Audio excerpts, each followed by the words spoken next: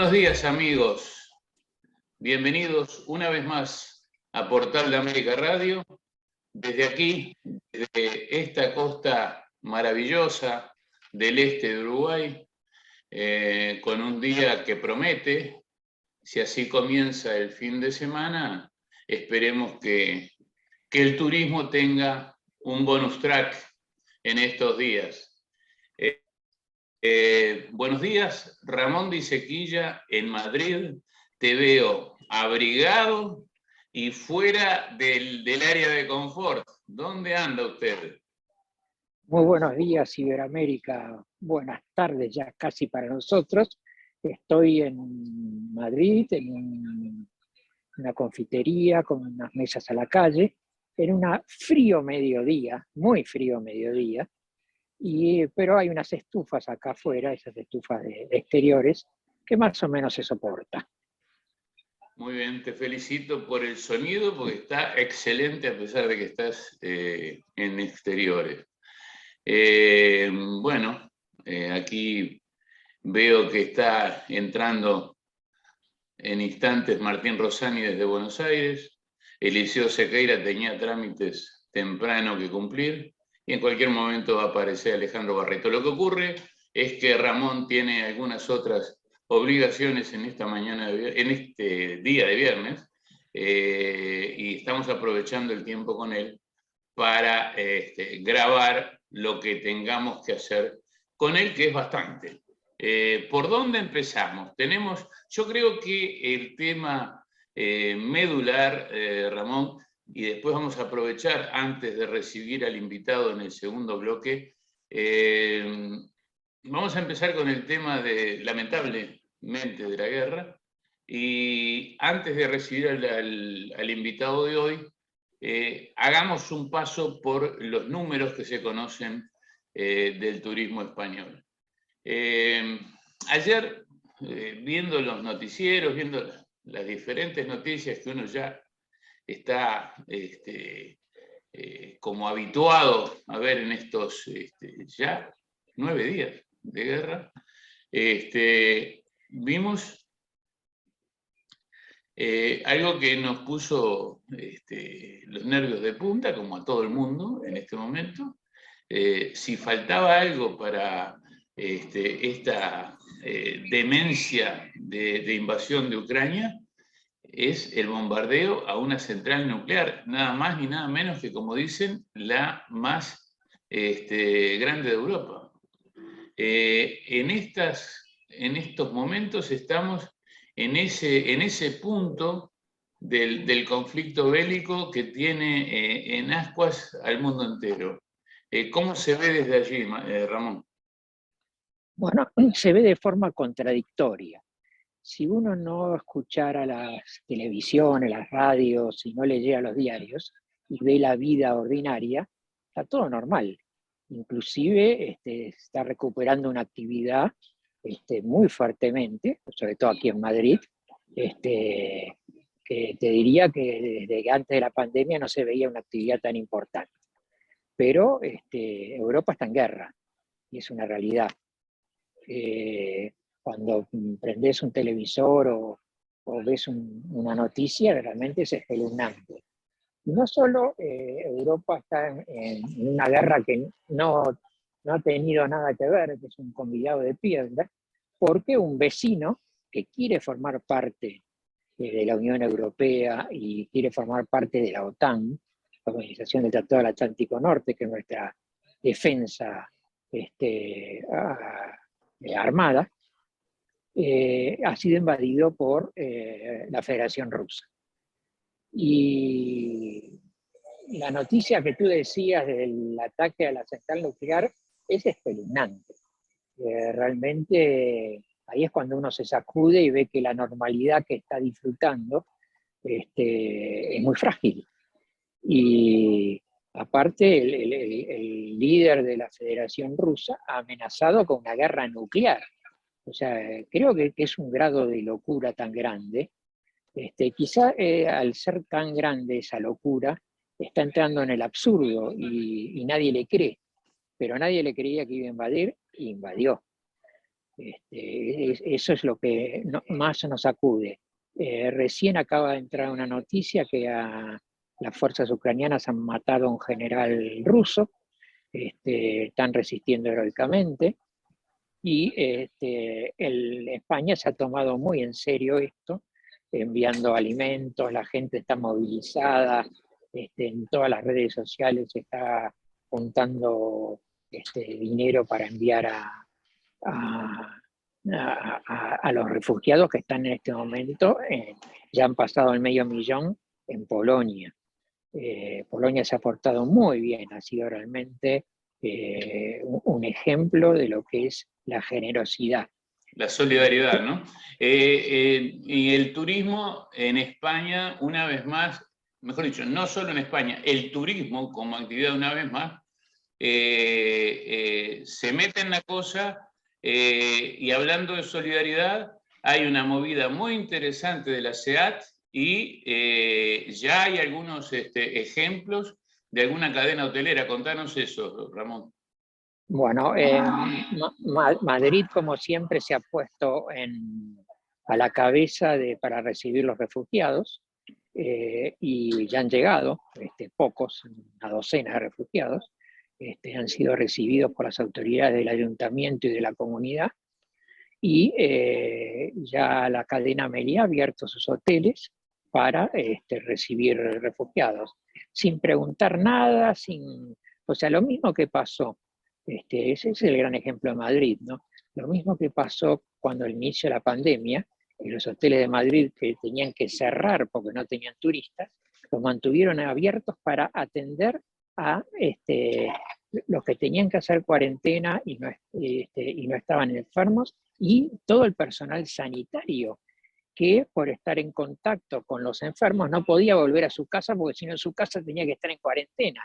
Uno se olvida esas obras dramáticas que vivimos hace exactamente 2 años. No, es imposible olvidar eso. Y Madrid, que en estos momentos, ayer se vieron los números del último año, por ejemplo, el último mes, lo que acá se llama el paro, o sea que la desocupación, en el resto de España hubo 4.000 desocupados más. Y en Madrid hubo 15.000 desocupados menos. O sea, la actividad de Madrid va creciendo de una forma exponencial. Es un lugar seguro, es un lugar donde las autoridades locales, acá hay mucha descentralización administrativa, ¿no? Y han seguido una política de que defender la salud, pero en libertad, y que la economía no se caiga. Pero cuando teníamos la alegría de eso, se nos empieza a complicar con el tema de la guerra. Ya tenemos noticias de Alemania que están cancelando muchas reservas para el próximo verano. Ya empieza a haber todavía incipiente, pero es preocupante lo que va a afectar el turismo. No, y evidentemente les va a faltar el turismo ruso, que moviliza tremendamente a Cataluña y a las zonas del sur. Pero dentro de todo este maquiavélico contexto, estaba viendo el comunicado que nos mandaste de la Confederación Española de Hoteles y Alojamientos, la SEAT, que nuclea 16.000 establecimientos y tiene entre todos sus miembros 1.800.000 camas hoteleras, que está instando a todos sus miembros a plegarse a esa iniciativa que plantea y que ya tomó en punta, como decías vos, la cadena Meliá, ofreciendo sus instalaciones para los refugiados. Esa es la parte, si se quiere, como si hubiera alguna parte buena de una guerra, pero bueno, es lo destacable, ¿no? Bueno, se han producido dos efectos bastante interesantes. Por un lado, esto ha despertado una solidaridad total, que uno está acostumbrado a ver gestos solidarios, pero realmente es muy fuerte, ha tocado muy, muy en hondo ver las imágenes del ataque que está sufriendo Ucrania. Y por otro lado, una gran indignación con Rusia. Nadie quiere saber nada con Rusia. Vemos que, bueno, la última noticia de ayer es que Sabre y Amadeus sacan Aeroflot de sus sistemas. La Unión Europea prohíbe a los aviones rusos sobrevolar el espacio aéreo europeo. También con consecuencias complicadas. Por ejemplo, Japan Airlines ha cancelado sus vuelos a Europa porque tiene que usar el espacio aéreo ruso para llegar. Entonces las derivaciones que está teniendo son muy grandes, de muy distinto tipo, pero te digo, por un lado, la gran solidaridad y la gran indignación. A ver, Ramón, recibamos en esta mañana a nuestro compañero Martín Rossani desde Buenos Aires. Buenos días, Martín, ¿cómo estás? Buenos días, Ramón, ¿cómo están? Perdonen la demorita cortita. Bien, Argentina, evidentemente, como ustedes están comentando también, está en expectativa totalmente. Sí. Argentina es un mundo aparte y con respecto a la guerra no podía ser la excepción. Ya vamos a entrar en eso. Sigamos entonces.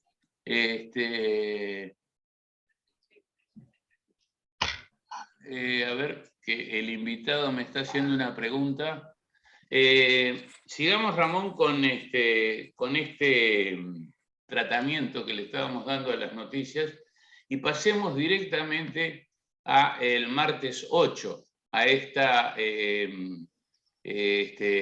convocatoria que ha hecho el secretario general de la Organización Mundial del Turismo, Surapo Lolichashvili, basado en la demanda de algunos estados ya, para la reunión extraordinaria del Consejo Ejecutivo de la Organización Mundial del Turismo, que tendrá lugar el próximo martes 8 en Madrid, con la conducción, cuando no, de un uruguayo. El secretario del Consejo Ejecutivo es nuestro compatriota Marcelo Risi, quien va a estar en la conducción de ese consejo histórico, trascendental, para el llamamiento a la Asamblea General, para la Asamblea General Extraordinaria, para determinar la suspensión de la Federación Rusa de la membresía de la OMT. Adelante, Ramón.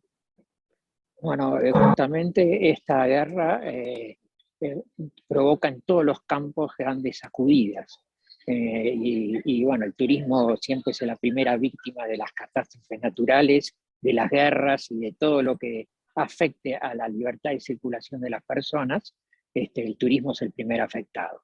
Hubo una reacción del secretario general hace una semana que en un hilo de tweet planteó la inquietud de la suspensión como miembro, de la OMT de la Federación Rusa.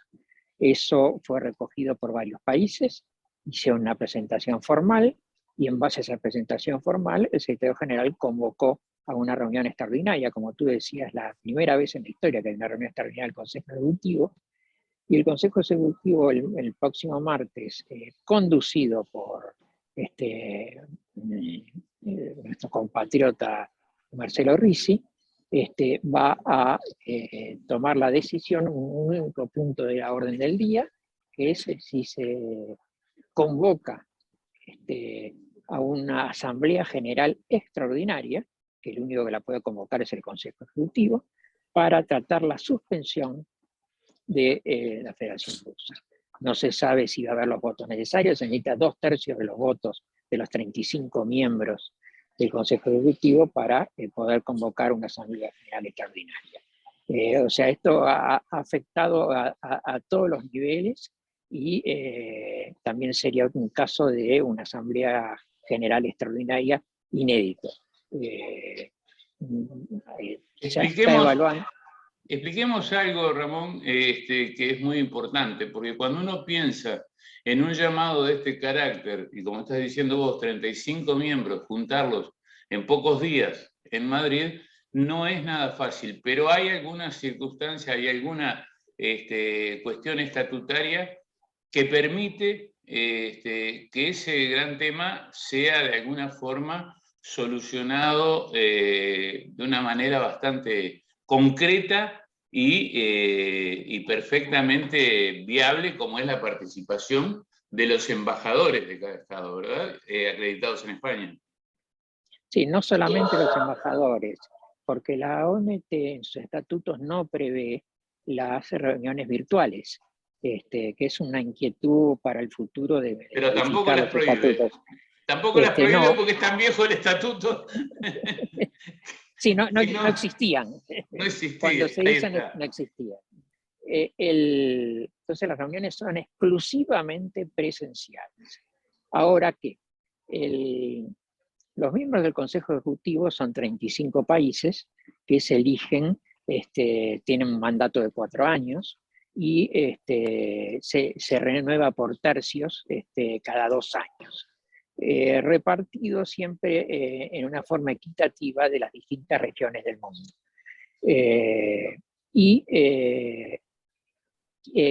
A las reuniones del Consejo Ejecutivo tiene que concurrir un delegado. No es necesario que sea el ministro de Turismo, no es necesario que sea el embajador, tiene que estar designado. Ya están los formularios hechos para, estuve viendo hace un rato los formularios para poder que se pueda inscribir cada país, elegir a su delegado, y puede ir acompañado de 2 asesores que pueden reemplazarlo durante la reunión del Consejo Ejecutivo como delegado.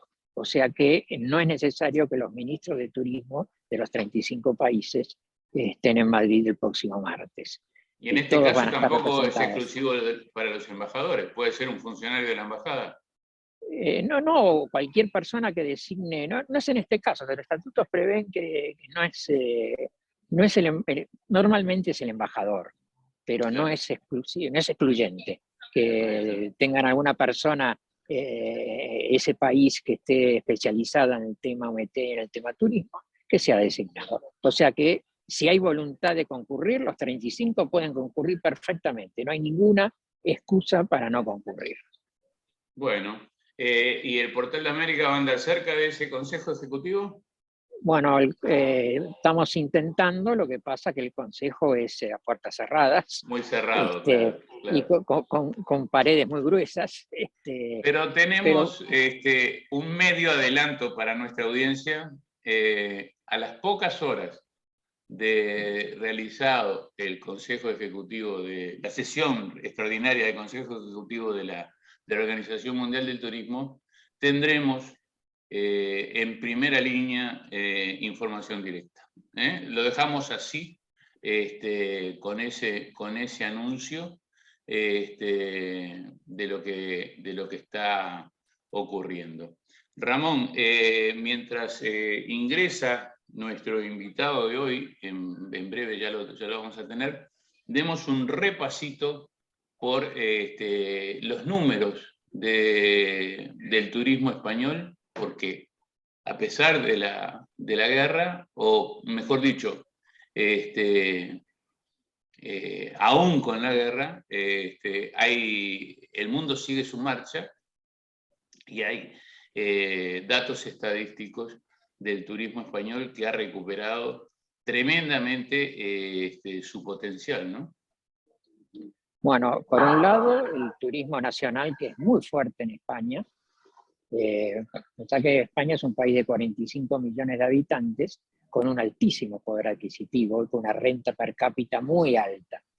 Y, o sea, el turismo nacional se recuperó 100%, inclusive se ha superado lo que era hasta el 2019, porque gente que viajaba al exterior, con las limitaciones que ha habido, está haciendo turismo dentro del país. O sea, está muy fortalecido. El turismo internacional ha empezado a recuperarse, sobre todo con Alemania y el Reino Unido, que son los 2 grandes clientes, como podría ser para Uruguay, Argentina y Brasil. Pero no solo que empezó a recuperarse, sino que ha llegado al 60% de los turistas internacionales recibidos en comparación con el mismo mes de 2020, ¿no? O sea, enero de 2020, antes del la pandemia. Sí, con un detalle, que no estamos recibiendo turismo asiático. O sea, el turismo está siendo europeo, norteamericano. Hay una gran tendencia en el turismo norteamericano por venir a España y por venir a Madrid. Madrid está de moda en Estados Unidos en estos momentos. A ver, Ramón, no puedo dejar pasar un detalle. En ese 60% de crecimiento con respecto a enero de 2020, tengo que decir que a mí me contaron en enero de 2020, porque yo estuve ahí, fue la última vez que estuve en Madrid en la Fitur de ese año, ¿no? Sí, enero y febrero del 2020 tuvo los mismos niveles que el 2019. Lo que pasa y ayudaron a que la caída del 2020 general de todo el año no fuera tan grande. No fuera tan grande, claro. Sí. Hay mucha reserva para... A ver, increíblemente, uno podría pensar después del desastre de La Palma, la afectación al destino Canarias, pero sigue estando en punta. Canarias, después viene Cataluña y después la Comunidad de Madrid, ¿no? Es decir, en tamaño es lógico también, ¿no? No, y son los, son los destinos favoritos, cuando Canarias es el destino favorito del Reino Unido, ¿no? Pero la gente, después de estar un año y medio encerrados, quieren viajar, hay dinero, hay mucho dinero, hay un ahorro impresionante. Los hogares han ahorrado porque no podían gastar y ahora hay ganas de hacerlo. Y ya no quieren dilatar más la cosa. Cuando uno ha sufrido que lo han encerrado a prepo en su casa, cuando tiene la oportunidad de salir, va a salir. No es esperar. Ahora la gente podría decir, bueno, con este tema de la guerra en Ucrania y demás, podríamos esperar más. No. La gente quiere, puedo ir, voy. Y un tema que es importante, lo que está afectando, no solamente está afectando al turismo, sino que está afectando poderosamente a la economía. Hace un año teníamos una inflación del 1%, hoy estamos en la inflación del 7,5% antes de empezar la guerra. La guerra la va a disparar aparentemente un par de puntos más. La energía está carísima en Europa. En Europa hay una fórmula de energía muy complicada por esa transformación en la energía verde que estamos pagando un sobreprecio, en algunos casos en el orden del 100% del costo real de la energía. Y con el cierre el presunto cierre de la provisión de gas de Rusia, crea una situación muy angustiante. Pero no es solamente la energía, hay otro tema que con Ucrania no pudiendo exportar, es el tema de los granos. Ucrania es el primer proveedor de granos de Europa y de España. El 40% de las importaciones que de todo el mundo recibe España de granos vienen de Ucrania. Sobre todo maíz, que el maíz no es solamente para consumo humano, sino que es para alimento de animales.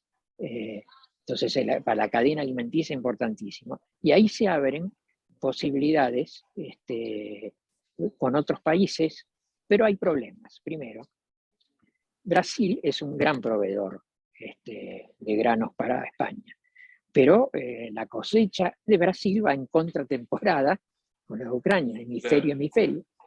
Entonces no va a poder suplir lo que ahora nos está enviando Ucrania hasta 6 meses después.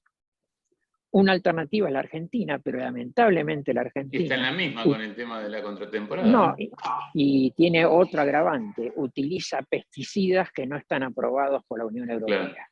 Claro. Entonces tiene prohibidas las importaciones. Están viendo ahora si derogan esa normativa para poder traer a Argentina. Ahí a la Argentina se le abre una oportunidad muy grande. Sí, pero va a tener que bajarse del caballo ruso. Hay que ver en qué equipo juegan. Ahí está. Bueno, muy bien. Estamos cerrando este primer bloque de Portal de América en su edición 81 de este viernes 4 de marzo de 2022. Vamos a la pausa y ya venimos con el invitado de hoy que estuvo hasta hace unas horas en Costa Rica, pasó por Panamá para hacer la conexión y ahora está en el sur de la Florida, en Estados Unidos. Estamos hablando de Arnaldo Nardone, a quien en instantes ya les vamos a dar la bienvenida aquí en Portal de América Radio.